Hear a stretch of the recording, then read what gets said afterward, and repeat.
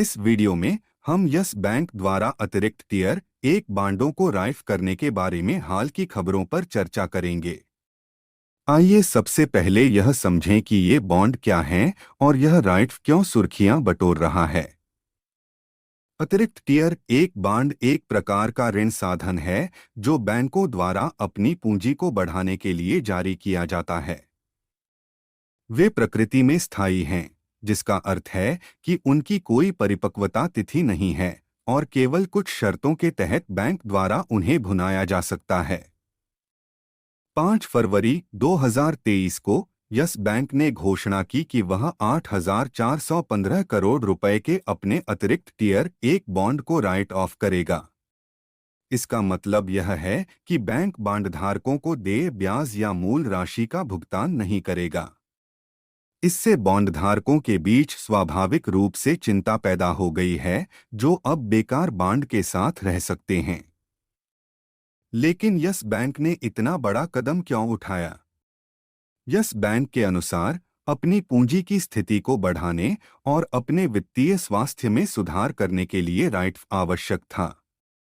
Bank खराब ऋणों और हाल के वर्षों में मुनाफे में गिरावट से जूझ रहा है और इस कदम को उन मुद्दों को हल करने के तरीके के रूप में देखा जा रहा है।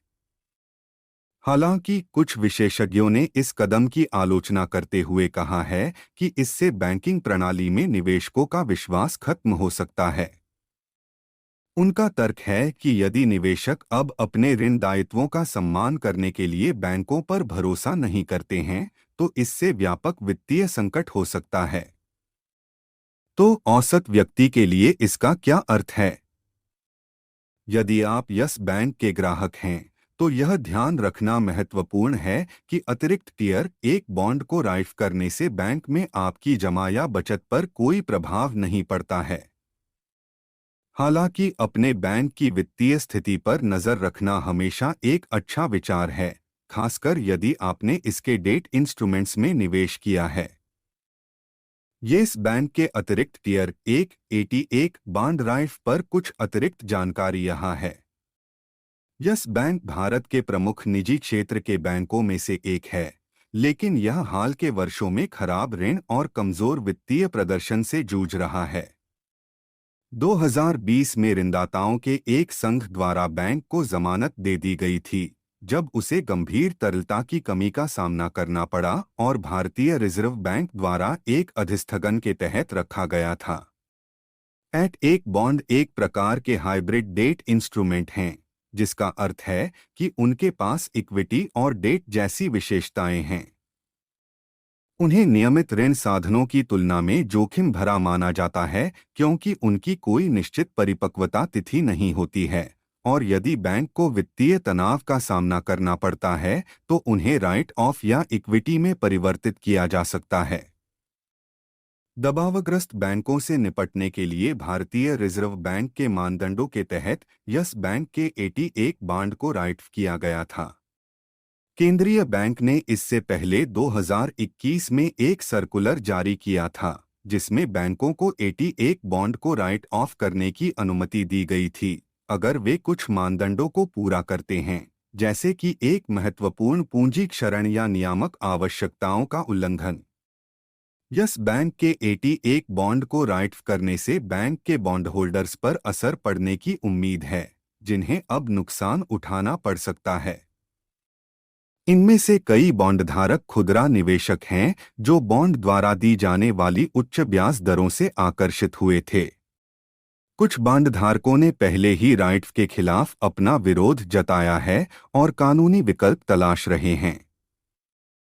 यस बैंक के 81 बॉन्डों को बट्टे खाते में डालने से भारत में व्यापक बैंकिंग क्षेत्र के बारे में भी चिंता बढ़ गई है। कुछ विशेषज्ञों ने चेतावनी दी है कि इस कदम से बैंकिंग प्रणाली में निवेशकों का विश्वास कम हो सकता है और इस क्षेत्र से पूंजी की उड़ान हो सकती है। सरकार और केंद्रीय बैंक ने निवेशकों को आश्वस्त करने की मांग की है कि बैंकिंग क्षेत्र मजबूत और स्थिर बना हुआ है। हाँ, यह सच है कि यस बैंक के 81 बॉन्ड के कुछ बॉन्डधारक अपने बॉन्ड को राइफ करने को चुनौती देने के लिए भारत के सर्वोच्च न्यायालय का रुख कर रहे हैं। यस बैंक के एटी एक बांड रखने वाले कई खुदरा निवेशकों ने राइट्फ को अदालत में चुनौती देने के लिए एक संघ बनाया है। उनका तर्क है कि राइट्फ अनुचित है और राइट्फ का सहारा लेने से पहले बैंक को अन्य विकल्पों का पता लगाना चाहिए था, जैसे राइट्स इश्यू के जरिए पूंजी जुटाना या नॉन कोर एसेट्स बेचना।